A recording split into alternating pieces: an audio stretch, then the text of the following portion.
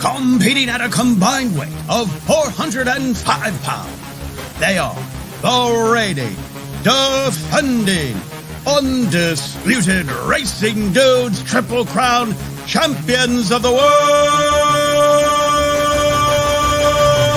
the Magic Mike Show.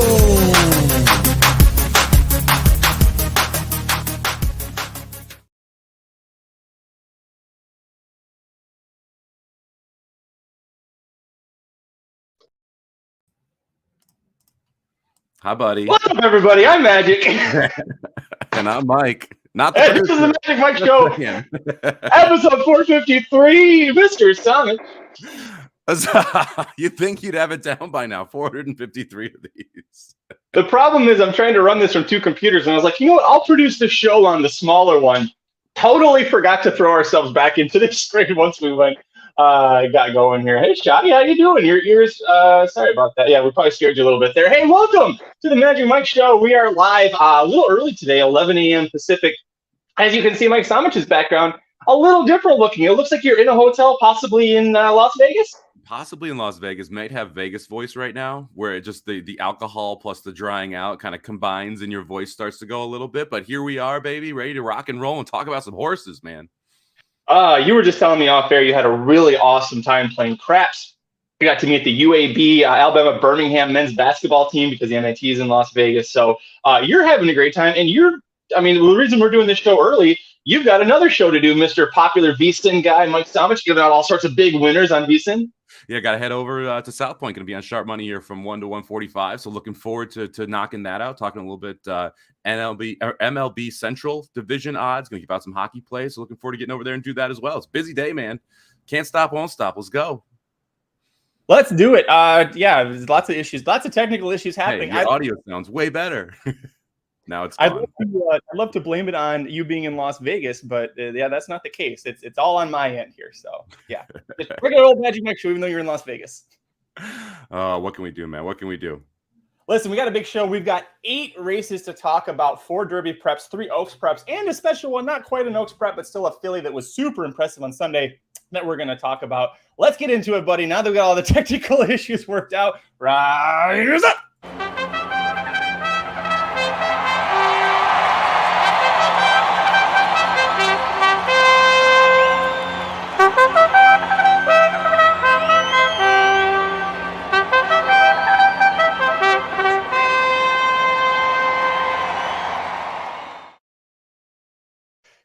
We start calling you Big Money Mike. I think we need to wait till Mike Smith officially retires from racing. The second he does, you're going to be Big Money Mike. We went to the WonderCon yesterday. It's kind of like Comic-Con, but a much smaller version in Anaheim. And we brought our son and our friend Matt. And our son kept calling him Money Matty the whole time. So yes. He's got his own nickname. You've got Big Money Mike waiting in the wings here. We've got the UAE Derby first up to talk about here. Let's go ahead and hit play on this one, Mike. Derma Sotogake, the Japanese invasion it's still in full force. We first, were really brought aware of this at the Breeders' Cup a couple of years ago. The Japanese went 1, 2, 3, 4 in this race. Derma Sotogake getting the win on the front end here. Talk me through, what did you think about this race and his effort? Look, this race doesn't usually produce anything in the Kentucky Derby except for horses that mess it up, right? I mean, that's what we've traditionally seen come out of this race, but Derma Sotogake is going to be one of those horses you're going to hear a ton about coming up to the Derby. You mentioned how well Japan has done on the national stage over the last couple of years. Shout out to my boy Sunday Silence, who absolutely bred that country into horse racing importance here. They're good. They're here to stay. They will win a Kentucky Derby. Not so sure it's going to be this year, but they will win one eventually. I thought this performance was actually really impressive. I mean, this track favors speed, so you want to be toward the front end. He went gate to wire, but what he did in the lane is what I thought was so impressive here, as he just looks powerful down the lane, doesn't really get asked that much, able to open up on this group. Not a bunch of world beaters here, right? But this is the year in the Derby, there aren't a bunch of world beaters. There's one, and then there's everybody else. And so if you could see something crazy happen with one of these horses, this is a year where I wouldn't be shocked if someone goes to the front and makes it really difficult to win the race. And Derma Sotogake has to be one of those horses you're thinking about at this point. Very impressive and good timing. Right now we're watching live right here the stretch run. He right there. That's the first hit. We're 240 meters from home. He gives him another crack just to make sure, and he extends. A very impressive effort. Nothing wrong with this effort. The horse is by Mind Your Biscuits, who was a champions sprint, won the Golden Shaheen twice in Dubai. So it's nice to see his progeny are picking up where he left off at Dubai. But Mike, I don't want to sound pessimistic here. The top three horses were first, second, third every step of the way, aside from when Wooster decided to show up and try for a half a second. That was it. Like Cairo was the only horse that was in the top four that faded. And clearly, I think it was just maybe he didn't like the kickback. He definitely wasn't handling the dirt surface. So, you throw out Cairo, you've got the Japanese horses going 1, 2, 3. And from an American standpoint, we really didn't send anybody. Like Doug O'Neill had a couple horses that have been based here all winter. Bob Baffer sent Wooster out there, or I don't even know who he's with. It doesn't matter. Aside from that, that was it. You didn't have any kind of American presence here. And so it's hard for me when you combine that with the fact that they went 1, 2, 3 start to finish. I can't get too excited about this group of Japanese horses coming to the Kentucky Derby. But you bring up a great point. Japanese horses, like last year, Crown Pride completely screwed up the pace scenario that we usually see in the Derby. Derma Sotogake, maybe he does the same thing. We're going to have the top 3 finishers from this race in the Kentucky Derby because the top 2, Derma Sotogake and Dura Erede, I don't know how to say that one, they both qualify on points. Continuar, he's got 30 points, but he also has 30 points from Japan. And since the top 2 horses from Japan are using the American road, he becomes the top Japanese horse. So you're going to see these 3 horses right here, 1, 2, 3. They're all going to be at Churchill Downs for the Kentucky Derby. Can we please, I miss Lonnie. Lonnie was a great Japanese horse. Bring back Lonnie. Well, the nice part is at least we don't have a sprinter in this group. Last year, there was a sprinter that caused a lot of issues. We don't have any of those. These are all horses that want to go a distance of ground. They didn't go crazy fast in this race, so I don't think that you're going to see the same injection of pace that we saw from the Japanese horses in last year's Kentucky Derby and this year's Kentucky Derby. This is the most legit Japanese horse we've had. I am really interested from a betting perspective to know what he's going to go off at on the Derby. Because, 9-1, 10-1, somewhere in that range? I wouldn't be shocked if it's single digits here. And again, I think this horse has I'm not going to say realistic chance, but an outside shot of making some noise. But it's going to be a wild underlay on Kentucky Derby Day. I'm with you. I don't want anything to do with this horse. I'll let him beat me. But aside from the fact that Mind Your Biscuits, the sprinter, is his sire here. He does have Sunday Silence on the dam side. The Grand Dam sire. The dam sire's sire is Sunday Silence. So you still have that going in there. Chris was a strong stallion overseas as well, so he's involved in that pedigree.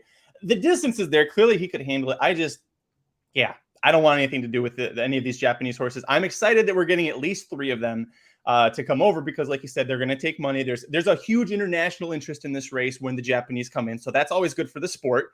And Shadi brings up, I completely forgot, Mandarin Hero. If Mandarin Hero gets second in the San Anita Derby, there's 4 Japanese horses that we're having in the Kentucky Derby. So definitely an exciting race, exciting scenario, but we're going to both pass on Derma Sotogake for the Derby.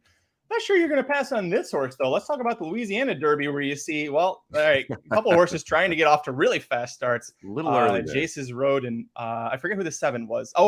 Cagliostro for Cherie DeVoe. They both were a little screwy in the gate there. Didn't matter. Kingsbarns got the win gate to wire. What'd you think about this race? I hated it. I hated every step of it because it didn't tell us anything. I wasn't high on Kingsbarn going into this. I don't know how you can point to this race and be like, oh, there's your Derby winner, right? Because if you compare the fillies to the boys in the pace in those 2 races, it is night and day. They walked in this race. And when you had them, I think it was about middle of the backstretch, if Kingsbarn didn't win, it would have been awful because of how slow they went early. They went, I think it was 114, almost 115 to 6 furlongs. On the other side, the fillies went sub 24, 48. And here you saw, I think it was 25, 50. It just really slow early fractions here. Made it impossible for anyone to close from the back. I thought this arm actually ran pretty well, being tucked up on the rail and making some progress late. But I didn't learn anything in this race. And that was the biggest frustration for me, is that I don't know how good Kingsbarn is.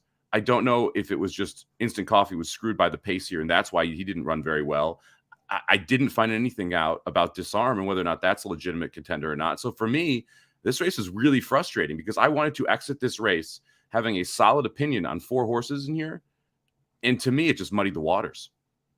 Yeah, and it started from the, I'll rewind here the replay a little bit just to where the actual break was. Watch the 6 horse and watch Flavien Prat. He's constantly looking for the 11 Jace's Road and Florent Giroux, and he's not pushing the horse. He's looking. Yeah, hey, are you coming? No, not inside, not outside, nobody. Okay, I'll just inherit the lead. I thought it was a nice effort from Kingsbarns too. Just he was given the lead. He did everything he was supposed to. But you made a great point, Mike. It's what are we supposed to take out of this one? I mean, I'm with Vachon and Shadi. I think Disarm is a great horse to take out of this because he was mid-pack and had to, try and close into these extremely slow paces, or pace that was set in this race. It's just tough. I mean, Jace's Road just kind of ran in place there. Shopper's Revenge was disappointing. I don't know. We really liked Instant Coffee. Poor dude doesn't have a shot. He's third to last, and they're going 24-7. We're going to get this half-mile split here in just a second. Or not. Did we just skip? Whoa, that's what they were talking about. The with things replay gets funky here because of what Turf or Fairgrounds did there. Yeah. So yeah, thanks, Fairgrounds. I had no idea that they had done that. Fairgrounds race 49.6. There it is. 49-3 for that second fraction. And then 114 and change, I think, was what we had for that. Yeah, 25 seconds on the backside. Like, how is any horse supposed to close into that, Mike? They can. And then you see Instant Coffee try and make a move here, but he's got to do it 4 wide into a slow pace. I mean, just absolutely no chance. And yeah, Disarm, Shopper's Revenge backed up into Disarm, just could not find a way through. Finally, right here, gets a little bit of room on the inside, able to close some ground. It really was the only horse that closed any ground down the stretch. So I agree with the Disarm take that's one that you got to at least keep an eye on here moving forward. But again, it's so hard to take too much out of this race because they went 114.69 for 6 furlongs in a Kentucky Derby prep. I mean, I don't have the stats. I'm going to go out on a limb and say that's one of the 5 slowest preps we've seen from a 6 furlong perspective in the last 20 years. I mean, this was crawling up front. I will give him credit. He came home in 18.2 seconds, which if you divide that by 3, because there's a 3/16 mile finish here, he was doing 6s pretty much the way home. He looked good, but they also just let him walk. So it's very difficult to take anything out of this race. Here Zimnishi brings up a great point. Regardless of this race, like how it played out with the fractions and everything, he looks like a top prospect because from the competition standpoint, Extra Neho is still hurt. Loggins is still hurt. K-Rock, we don't know where the hell he is. Like, we've got Forte, reincarnates the favorite in the Arkansas Derby. Like, did you ever think that was going to happen this year? No, it's just, no. There's little competition this year. Is Kingsbarns still at least a top 5 prospect, despite your thoughts of this race specifically? He's right there. This is the ranking a horse versus betting a horse conversation, right? I think if you rank them, yes, Kingsbarn is probably a top 5 Derby contender right now. I think there is 0 chance I will end up betting Kingsbarn on Derby Day because I wasn't that impressed with his first race. He looked good in his second race at Tampa, but beat absolutely nothing, and then got to walk here. And so when you put him in a 20 horse field, he's not going to make the lead. I cannot accept what I expect to be the odds here, which I think are, again, this is going to be a sub 10-1 horse in the Derby. I'm not willing to swallow that price. Last horse we'll talk about when we move on. Instant Coffee off the board, but again, the pace was completely against him. Vinny made an amazing point, excellent point on the live show on Saturday. It reminds him a little bit of Mandaloon. You remember Mandaloon threw up that huge clunker in Louisiana Derby, and you were a huge fan of him in the Kentucky Derby, and it's too bad you didn't actually get paid out the way you probably should have in that. But it's fine. We had the super. Oh wait, you had the super. Never mind. Yeah, you did okay. I guess we're sure. But my question to you is this a case for like last year, like Vinny brought up? Is this a Mandaloon case where we just scratch this off for Instant Coffee? We're gonna get a lot better than 3-2 come Kentucky Derby Day. You still interested in Instant Coffee? Again, this goes back to the ranking versus betting. I wouldn't have Instant Coffee in my top 5 right now. I'm probably going to bet Instant Coffee on Derby Day because out of this race, you're going to get 15-1, 20-1 on the horse.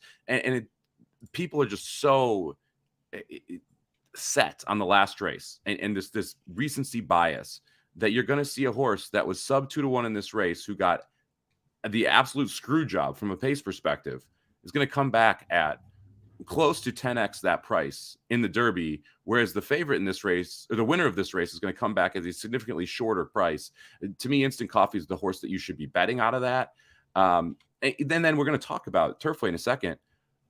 But if Two Phils is that good, Instant Coffee isn't this bad, right? Yes, perfect point. Yeah, very great. And before we move on, Heroes Image, I didn't even realize this. Instant Coffee and Mandaloon both 6th in the Louisiana Derby. So that is it's a very interesting thing there. Joe wants to ask you, Mike, will the winner of the Derby pay more than $12 this year? No, because Forte is going to win by open lengths.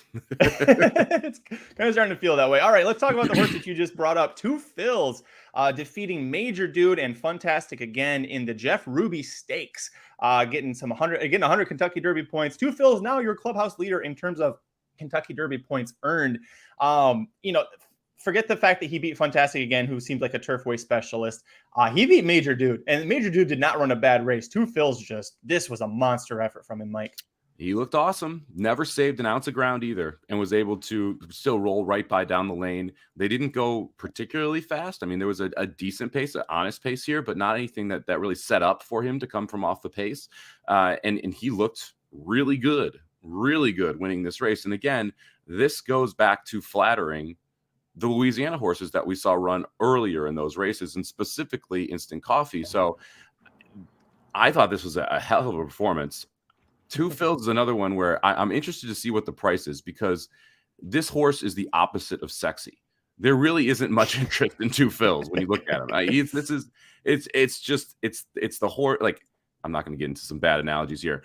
He's not going to get bet, and he should get bet, because this is a good race.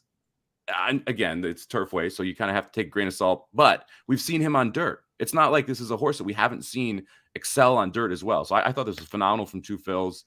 I'm going to be interested in this one, depending on what the price is. I think he is the most likely horse not named Forte to hit the board in the Kentucky Derby. I agree with that, and Vashon agrees with us as well. He says Two Phils. He's glad Two Phils won out of everyone in the crop. He always brings his A+ game. He does. He always tries. His A+ game isn't as good as a bunch of other horses in this crop's A+ game, but they don't always bring it, and he does. I want to give special credit to Jareth Loveberry, the jockey. He got such a great, like right here, you can see he got the jump on Major Dude and Irad. That's not something that Irad doesn't get jumped on very quickly, and especially not away from Gulfstream by someone other than possibly his brother or Luis Saez. He got beat here. And I don't know that Major Dude was winning if he ends up getting the lead and getting past anyway, but Two Phils just so impressive. A Son of Hard Spun, who always does very well on synthetic. I know that's an angle you like when you're playing Gulfstream synthetic track as well. Major Dude has enough points for the Kentucky Derby. Do you send him? Do you get Derby fever? Do you try and take him there? I'm kind of torn on what to do. I mean, Aaron, I asked Aaron that question on the show on Dude Soup at Daily on Saturday. He says 100% you send him.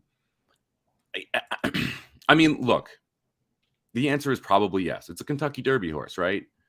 Todd Pletcher doesn't really need to send him. He's got 3 others that I would say are better contenders than Major Dude in that race. But I would be surprised if he doesn't go, because he has the chance, and he has an interesting style here where he can sit close to the pace and make a move. And if you look at the rest of the Pletcher horses, Forte and Tap It Twice are a little further back. Kingsbarn wants the lead. This is kind of that other style. So I don't mind having that other style in here. Yeah, it's boy, I keep watching this race back and going, God, fantastic again. I had so much faith in you. I had so much hope for you. It didn't work out. Good for a while here. He did. And I wish there was an excuse like our other horse that we'll talk about in a minute here. I wish there was an excuse like he had. He looked good. He just got beat. He wasn't that same level there. Listen, if you're Major Dude, if you're Spendthrift Farm, I'd send him. How often do you get a horse that actually can go to the Kentucky Derby? Like, they were part of that massive group that had Authentic, but that was a massive group that they were a part of there. Here, I don't know that you're going to necessarily, I mean, they're not getting a lot of Kentucky Derby winners out of this in the Spendthrift Silk. So I get it. They've also, I believe they have Go Rocket Ride as well over on the West Coast. So, they want to see their silks in there. They're a breeding operation. They want their silks in the Kentucky Derby and to do well. But there's also the American Turf Derby, something like that. That's on the Kentucky Derby undercard. It's a 3-year-old restricted turf stakes route, grade 2. I don't know. I think It's a matter of like, do you have Derby fever or do you want to win a race? Because I don't know that you're not winning the Derby with Major Dude. I'm a little worried about running him on the dirt, what that might do to him if it screws him up a little bit. I'm leaning to run him on the turf. But if I'm the owner, if I'm specifically the owner, I'm going, well, we're going to the Derby, because how often am I going to the Kentucky Derby, Mike? That's kind of the big excuse there. And Major Dude also ran on dirt early in his career as well. It's not like this was this is a turf horse. This is a turf horse. No, they tried dirt first. They think there is some talent there. So I would be surprised if they don't send him. All right, let's talk about by the way, huge buyer for 2 fills in this race. 101, the highest. 101, highest of the 3-year-old males from this weekend. But there's a big asterisk there on the males part. But let's keep with the males. One last race. Sunday, Sunland Park Derby. God, I hate Bob Baffert. I don't know if I've hated Baffert more. Well, I have, but it's been a while since I've hated Bob Baffert this much. He sends the 6 out here. The horse is going to press our boy Henry Q, who's the 4 on the inside. And all that does is they're going to go sub 21, according to Sunland. Sure, and then Hard to Figure is going to completely quit about halfway around the racetrack. And then poor Henry Q gets swallowed up. Is there anything to take from this race, Mike? Yes. Do not bet any of these horses in the Kentucky Derby. Wild on Ice might be a shorter price in the Derby than he was today in the Sunland Derby. Don't touch him. Don't even think about it. Just pass. Really cool story though. Love it's like Ken Tophill, I think it is. 64-year-old jockey wins his first graded stakes at 64. Yep. I love that. So that's what we should take away from this. That it was awesome and that it helped people cash a $23,000 cross country pick 5 as well. So good on you, Andrew. Good stuff. Yeah. From a Derby perspective, no, just don't bet anyone from this race and move along. I'm with you. I don't even know Henry Q didn't get enough points to go. There's only 50 points to the winner. Wild on Ice, not even a Kentucky Derby or Triple Crown nominee. He is a Texas homebred that showed up here at 35-1. You nailed what I thought was the best part of this, really, is that Ken Tophill has been a mainstay in the Southwest circuit for Hard to Figure for decades. And the guy's had 30,760 some mounts. And he finally gets his first graded stakes win, and it's in the Sunland Derby with this horse. And Ken never took his head up either. Like, they were way past the wire on the gallop, and he still had his head down. He was like, "Is this real? Did I really just do this? Is this just happening?" Yeah, did this just happen? Yeah, but not much to take out of this one. If any of them show up, I really wanted it to be trainer Todd Fincher with Henry Q. The guys had so many decent horses, good enough horses to go to the Kentucky Derby. It just never makes it there. But, oh, well. And as Bashan says, look at those final times. They went 27 seconds from the 3/4 to the mile, 13.5 seconds from the mile to the 8th pole, mile to mile and an 8th there. They were definitely begging for the line. Can we even believe any of those numbers, though? A 20.58 for the opening order. Like, I don't trust the watch. I'm just saying. It's a good point. Shoddy, don't you dare. No, that's worse than the Rich Strike stuff. Get out of here with that. She does make a good point, though. One in Vermilion, the 5 horse who won the Riley Allison Derby 2 races back, kind of the pre-prep for this race. Very unfortunate situation where he reared up in the gate, actually climbed over the top of the gate with his front legs a little bit, banged his head around, banged the jockey around a lot. They decided to run him, and he was way off the board, never in contention. There's nothing really to be said other than that really sucks. It sucked to watch it happen. It sucked to see it happen, and then for them to just go out there and race. I get it's a $600,000 purse. It's a grade for your race, but come on, people. Help us out a little bit here.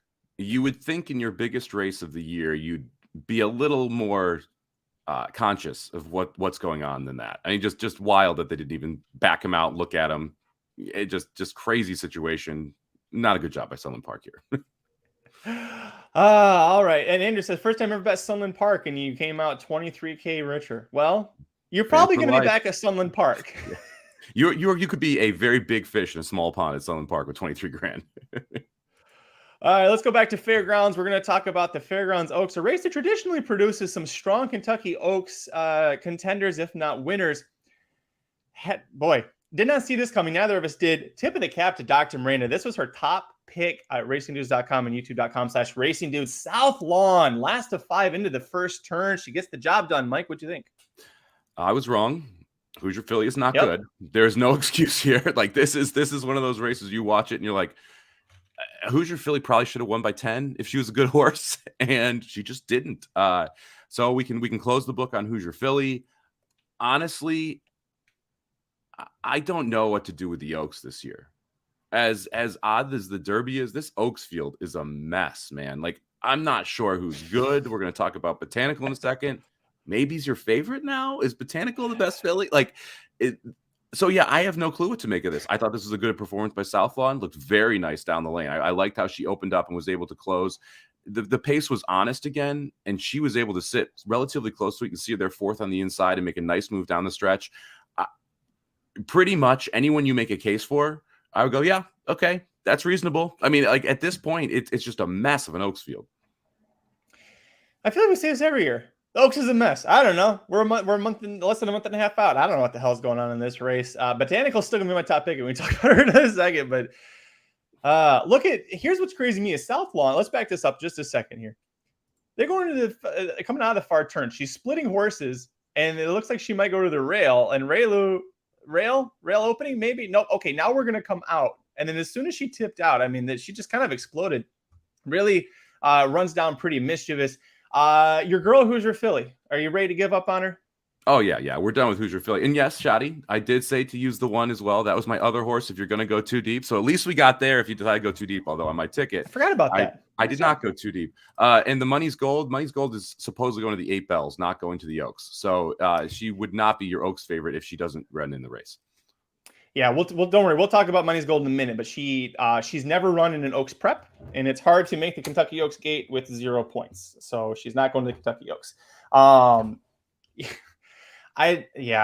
just can't. The Hoosier Philly, like Aaron asked, like, Vinny asked if she should go back to one turn, and Aaron said, should she just retire? Like, at this point, I think you try her at one turn, but she's really starting to give off the glimpses of a filly that was super good at 2, really loaded, going into the 3-year-old season, and then everybody took steps forward, and she somehow took a step backward. Yeah. I would say give her a break, but she just had one, so I'm not really sure what you do here, right? Because, again, this is not a bunch of world beaters here. You know what I mean? And she's not even close. Like, this is a mind-boggling, no excuse performance. You got to either take her to the farm, give her a couple miles off. You need to drop her in class no matter what.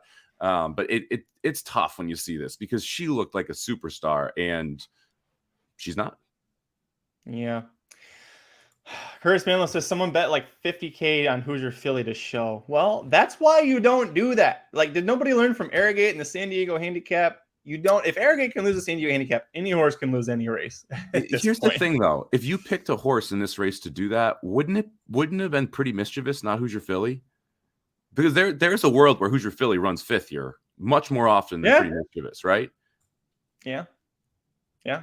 So I mean, bad bet by you, whoever put 50 grand on Hoosier Philly. Well, and not only that, Hoosier Philly was 1-5, 2-5 until they broke. And then suddenly it went, holy shit, look at all the hot money on Pretty Mischievous. And at that point, I kind of thought Pretty Mischievous was winning this race. When I saw that late money and then how she was looking and she had the lead off the turn, I was like, all right, there she goes. I was between the 3 and the 4. Should have used the 3. No, it didn't matter. Let's move on. Bourbonnette Oaks now at Turfway Park. This was a major prep race for the Kentucky Oaks. Margot brings up a great point. Callback, by the way. Learn from Fezzik, who bet on Purdue to win. That you learn a lot from Steve Fezzik there. Botanical, not wearing the Ellen J. Foxwood silks, which threw me off. It took me a few seconds to figure out which filly she was. The number 5 on the lead. That's all you need to know. She's the filly that's leading every step of the way. Even money favorite, looked fantastic. The big question, can she handle dirt, Mike? We'll find out. I mean, yeah. We're going to find out at a short price too. Like she's going to be one of the favorites loading into the Oaks Gate. Probably deserves to be. I mean, it's improved 4 straight races now. Won 4 straight races at Turfway over that synthetic. Looked very good doing so. Has gone gate to wire. Has come from off the pace. Has shown the tactical ability to sit and stalk. And so she looks good. But man, like, how short is too short when you haven't really done it on the dirt yet? That's going to be the question. And that was they're going to be my question for you is what is a logic? And you probably can't answer it because we still don't have the fields drawn, know where she's at, see what the other speed is, et cetera, et cetera. But what price is too short to, or what is, I guess, your cutoff line right now? If you were going to play her in the Kentucky Oaks, what's the price where you're like, I will not go below this point? I can't have one right now, just because I don't know enough about the field, who's going to be there, and because of how inconsistent and unpredictable this Philly group has been. It's hard to say, okay, definitely can't play her at sub 7-2, right? Sub 3-1. My guess is that's right around where she's going to be, is that you're going to see somewhere between 3-1 and 4-1 on her when she's walking into the gate. And that's, if she's lone speed, that's one thing. If there's pressure in there, then it's okay. We got to decide, can she stalk and pounce on the dirt like she has been able to on the synthetic? And then that becomes a question. She probably is making my pick 5 ticket, though. I mean, she seems like she has the talent to be the best in this crop. Obviously, Wonder Wheel, also one that we're going to see here at some point. But this is just this. Like I said, this Oaks is a mess right now. This is one of going into the final stages of the qualifying here. You don't really have that horse, and you don't even really have like a top 5 that is set in stone. I mean, it's pretty murky right now. I think that botanically you want to take out of this race. Watch what they do with Flashy Gem. She's an interesting one too. She held her own pretty well with Botanical here. If you think about, 24.5, 48.5 for the opening fractions, no pressure, a very easy lead. She didn't pull away from Flashy Gem that hard, not like she did with Silver Bullet, your friend Silver Bullet, who a stakes winner on turf, showed up here and just watch her. They're coming off the turn right here, and watch how these front two just completely pull away from her. Flashy Gem, any interest if she goes to the Oaks? Maybe. I mean, because I agree with you. Like, she ran really well here, chased Botanical all the way home. She needs a little more pace to chase, it looks like, so that she can get by the horses that are in front of her, and I think she'll probably get that in the Oaks. This is one of those situations where we might also, when you look at the board, they were even money in 3-1 today. You might have a situation where Botanical's 3-1, and Flashy Gem is 22-1, right? And then Flashy Gem gets a lot more attractive.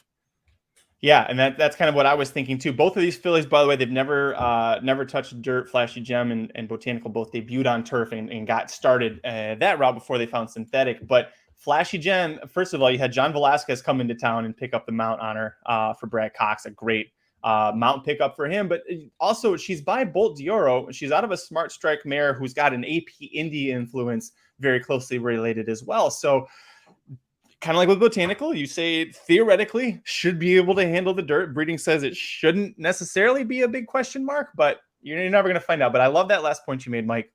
When they get to the Oaks, you're going to see a case where it's a short price on one and a big price on the other. It's going to be really hard for me to ignore Flashy Gem if she's a big price. She really impressed me here.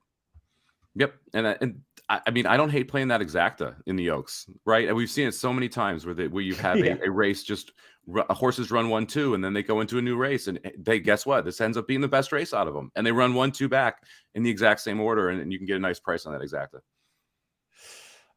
We've got, let's see, rain on Friday and hot spring. So we'll see what that ends up affecting Wet Pain if she ends up running on slop or fast track. She right now, I think, is the clubhouse leader for the Oaks. I think if they had the Oaks, she'd be your favorite. Botanical, maybe your second or third choice there. But all right, we got one more Oaks race to talk about. Let's get it out of the way. This was, oh boy, Sunland Park Oaks. We're going to have one filly come out of this race, go to the Kentucky Oaks. And actually, you know what? I shouldn't knock this because Hero, I know that you said this, the winner of this race, Flying Connection, the one horse, pretty much led every step of the way. And Hero's got a nice future wager. If you feel like sharing, you don't have to, but if you feel like sharing, tell us what kind of odds you got on her, because I'm curious what she ended up going off at. Mike, is there anything to take from this race other than we have some pace influence coming to the Kentucky Oaks?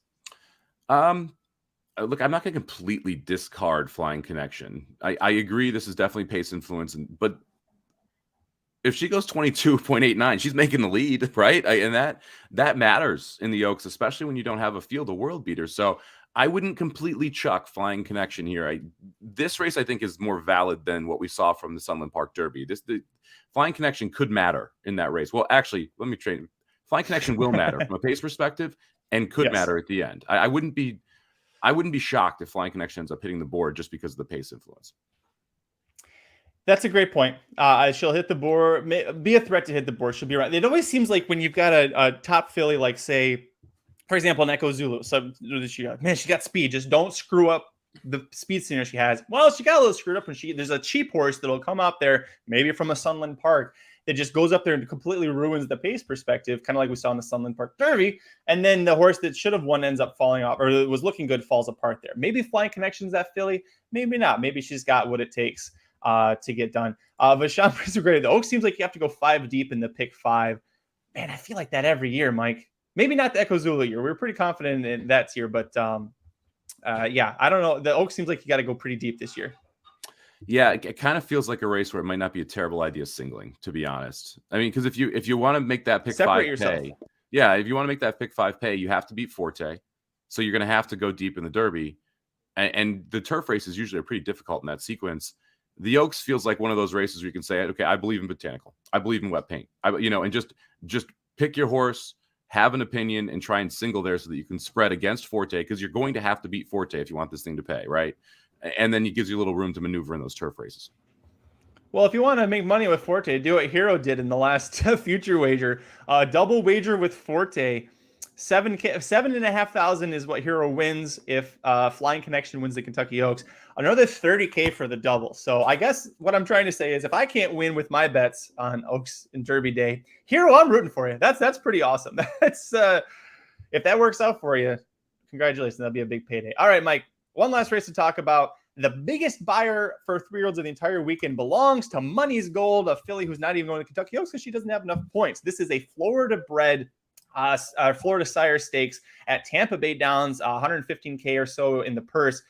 Money's Gold not only wins this, wins it easily, wins it without trying. She set a track record without trying. Mike, this was I saw somebody comment on our YouTube channel too about this race. One of the best races from a 3-year-old I've seen all year, easily. She looked phenomenal. I mean, just phenomenal, and kind of token pace pressure here, but never gets asked, just cruising. And this is racehorse time. I mean, it's not like she came from off the pace with a slow pace. It's not, no, or a fast pace. She pretty much just ran and did a 120 for 7 furlongs, broke the track record. This was a phenomenal race from her. She looks like a superstar sprinter. Yeah, I mean, you see the 5 was up there challenging, pressing, actually had her head in front, and watch the 5 just could steadily just drop out. Just like, no. We were so glad the 2, it just never even moves the border. It was such a great race. The jock is just chilly around the turn as she's opening up. And then, like, it wins by what? 17, 18 lengths here? And it gets a couple taps, just a reminder, but never really gets out of 4th gear, as Truth Exposed said there about Kingsbarn. She never gets into high gear here. She is just cruising down the lane in 21, 44, 108, 120. New track record, just looks phenomenal. So good.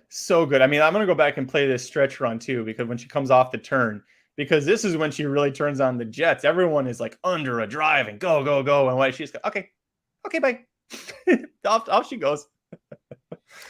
All right, so she's going to be targeting the 8 bells. She doesn't have enough points for the Kentucky Oaks, but the 8 bells is a 7 furlong race on the Kentucky Oaks undercard. Is she the easiest single of a Kentucky Oaks day right now? Like, is there any question that she could get beat? I mean, it's horse racing, so she can get beat. That's but true. Didn't I just say that earlier today about Arrogate in San Diego? Sorry. Yep, you did. But this is the most impressive performance we've seen from a 3-year-old, period, end of story so far this year, male or female. And so it's going to be tough to fathom in a world where she's not 2-5 in the 8 bells. Yeah, easily 2-5, 105. A lot of people are going to be looking at this as a free square. So, hey, if you're like Mike or you try to be contradictory to what the public opinion is, make some money, this is a field you want to take some shots against. But just do so at your own risk. Kind of like Golden Pal a little bit there. She's had 3 starts. This was a Florida bred stakes race. She didn't beat anybody in this spot, but it's just the way she looks. It's hard to say not to just want to play her and bury her or hammer her, I should say. Feels a lot like Gamine Heroes of Me. She says, yeah, that's a good comparison as well. All right, Kentucky Oaks top pick. Who you got right now? I mean, I probably Botanical, maybe Wet Paint. Yeah. I mean, and they're the most likely going to be two shortest prices. So, I mean, I don't know, man, but it is not a race I'm looking forward to handicapping based on what we've seen from these different preps, because I'm not sure which prep has been the best, which is also pretty frustrating, is that you're not really sure, okay, the Louisiana circuit's great, or Oaklawn circuit's great. Or right now, it is just, the Oaks is a minefield of disasters. I know Chris Manley, you brought this up earlier, really likes And Tell Me No Lies, the Peter Miller runner who's out in California. We'll see her not this coming weekend, but the following weekend in the Santa Anita Oaks, and see what she can do. But a multiple grade stakes winner, a grade 1 winner, going 2 turns. And Curtis Manley singled And Tell Me No Lies to a bunch of Derby horses. That's a one you'll get paid really well if that one comes out too. With the scenario wise, but Andrew Clausen feeling like Wet Paint. I want Wet Paint to romp at Oaklawn, and I like Wet Paint. I want to play against her at the Oaks. I think that there are too many reasons why, like too many warning signs with her running style and how far back she gets, and that she's only done well on slop. I'm really nervous about Wet Paint, so I'm trying to take a shot against her. I'm with you. I'll probably put Botanical on top right now. But yeah, like Archie says, it's a matter of if Wet Paint can handle the dry track or not, and who knows when we get to find that out. Maybe we find that out this weekend. Maybe we don't find out till the Oaks. Hell, maybe it rains on Oaks Day. We don't know. Weathermen don't know. It could have rain on that day too. So Wonder Wheel for Vachon. 6-1. Does that seem likely? I would say it's probably a little shorter. I think you're going to essentially have 3 to 4 co-favorites, all between 5-2 and 4-1 in that range. And so I think that Wonder Wheel probably is in that group, maybe 7-2, 4-1, 5-1, somewhere around there. I think 6-1 might be a little bit high, just because she does have multiple races that would be competitive and or win the Oaks. All right, that's going to do it for this episode of the Magic Mike Show. Thanks for joining Mike and I. We got through 8 races, wow, in about 40 minutes. That's pretty good. And with all the technical difficulties on top of that, we did a pretty good job so far today. Marco brought up a question here just now. Did we touch on this? I think he meant the UAE Derby with that Japanese horse that came flying down the stretch to win. Is he eligible? Oh, wait, no, Saudi Cup. Who won the Saudi Cup? I don't even remember that. Who was that?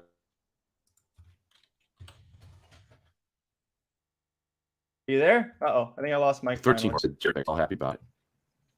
Oh, there you go. Oh, man. You came back and it all came out in like 2 seconds. What'd you say? No, it was the Unshupa Turaboru. This is going to be the trouble part. Yeah, Ushpa Tesoro. That's who it is. Ushpa Tesoro. And I thought it was a phenomenal effort, too. You never see horses close like that there. And just looked awesome. He's older, so not eligible for the Derby. But looked awesome. Oh, I'm thinking about a different race. I'm sorry. Magic, you're muted. Sorry. You were thinking Dubai World Cup. It's Commissioner King. A few of you got it there. Thank you in the chat. Is he eligible? He's eligible, but that wasn't worth any points, the Saudi Cup. So he won't be able to make it.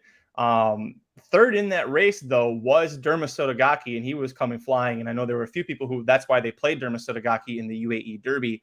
One quick note, I will mention that the Dura Eride, or what the second place horse in the UAE Derby, his connections were very high on his chances. It was his first start since December. They expected him to get to the lead. So maybe the pace scenario in the Kentucky Derby, maybe it's just 2 Japanese horses burn each other out. I don't know. Forte sits right behind him in 3rd or 4th, ready to jump. Maybe that's what we have, Mike.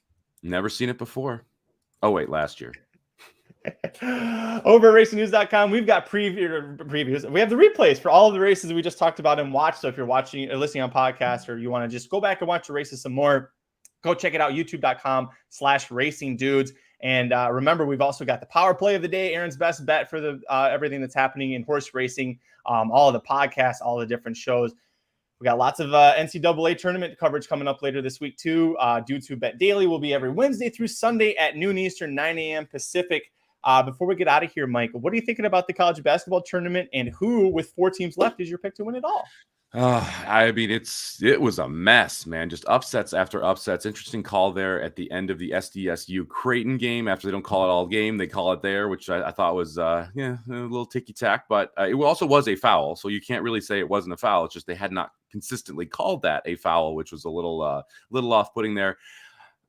I mean, I think it's FAU and I think it's UConn. UConn looks so good. I mean, they've just looked so good through 4 games and dismantled good teams while doing so. So it's hard to go against UConn right now. And it's not like there's that other team that's really been playing out of their mind. I mean, you look back at FAU, they struggled against Memphis. SDSU has seemed to just hold on in pretty much every round, never really blown anybody out. I would have been interested in Texas, but Texas goes down to Miami. UConn probably is the title game. I mean, Miami's 3-guard offense, Jim Larinaga have been awesome so far. So we'll see what happens in that game. But I think FAU and UConn move on, and I would lean UConn.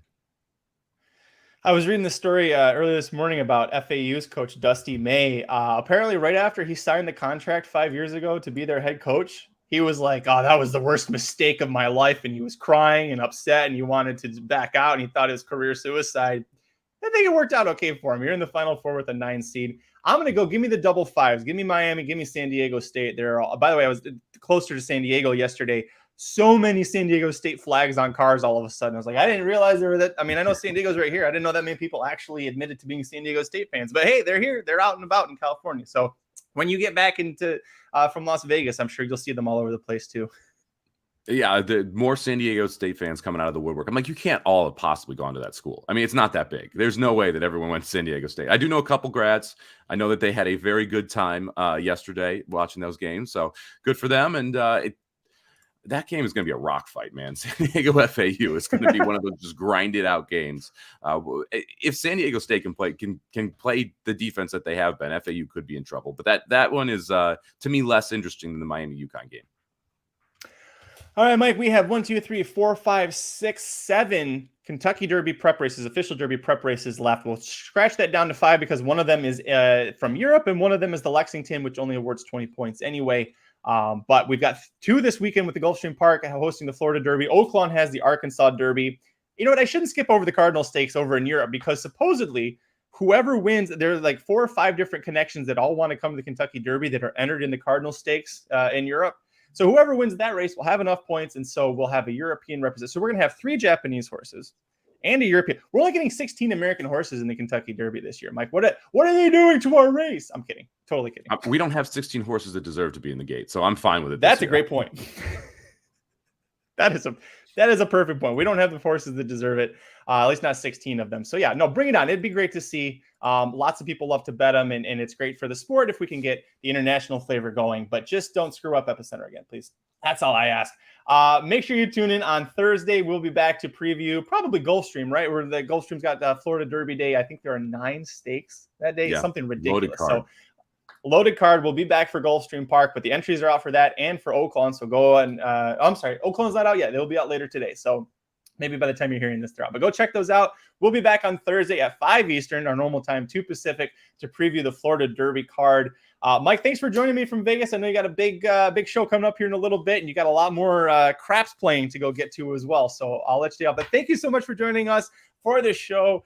You follow us on Twitter. I'm at Curtis Kalleward. He is at Somobomb 18, number 1, number 8, corporate overlords at racing_dudes. Don't miss Dudes Who Bet Sports with Aaron and Papa Dude talking about the NCAA basketball as well. Until Wednesday for Dudes Who Bet Daily, when you can see Mike, Papa Dude, Aaron, and I'm Magic. And I'm Mike. Good luck this week. Safe trip back from Vegas. I know it's a long ways for you to go and a very perilous journey. So good luck to you, Mike. Rough life. See you, everybody.